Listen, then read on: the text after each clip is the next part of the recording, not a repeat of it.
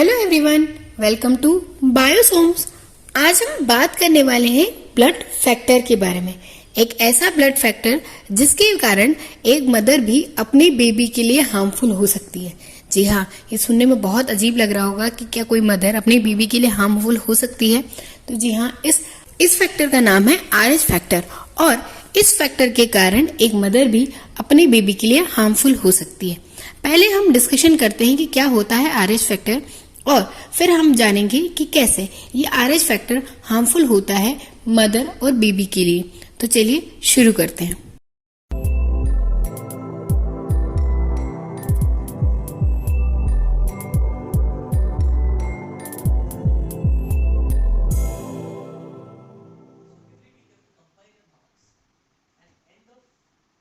RH factor एक blood factor है। जैसा कि आप सभी को पता ही होगा कि हमारी आरबीसी पर कुछ एंटीजन प्रेजेंट होते हैं जिसकी वजह से हमारा ब्लड ग्रुप डिसाइड होता है, जैसे O, A, B या AB ब्लड ग्रुप। और यदि कोई एंटीजन एब्सेंट है तो वहां पर O ब्लड ग्रुप होता है। वैसे ही हमारी हर एक की बॉडी में एक प्रोटीन होता है जो कि कवरिंग करके रखता है हमारी ब्लड सेल्स को।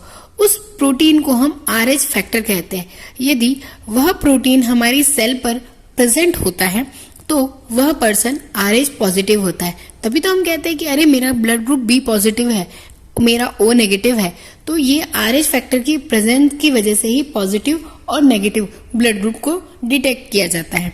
जी हाँ, यदि RH एंटीजन या RH फैक्टर, RH प्रोटीन यदि हमारी सेल में प्रेजेंट होता है तो हम RH पॉजिटिव कहलाते हैं। वहीं यदि RH प्रेजेंट नहीं होता यानी एब्सेंट होता है तो वहां पर नेगेटिव कहलाते हैं, यानी आपका ब्लड ग्रुप पॉजिटिव और नेगेटिव RH फैक्टर से। अब हम बात करते हैं कि कैसे RH फैक्टर की वजह से मदर अपने बेबी को हार्म करती है।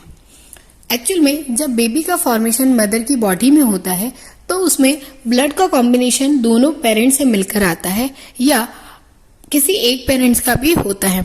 यदि मदर RH नेगेटिव होती है और होने वाला बेबी RH पॉजिटिव होता है तो उन दोनों के बीच में एक इंट्रैक्शन रिएक्शन होती है, यानी RH नेगेटिव RH पॉजिटिव की जब एंटीजेंस को डिटेक्ट कर लेता है तो उसके अगेंस्ट एंटीबॉडी बनाने लगता है, यानी उस चीज को बॉडी एक्सेप्ट नहीं कर पाती। पर ये चीज होती कब है?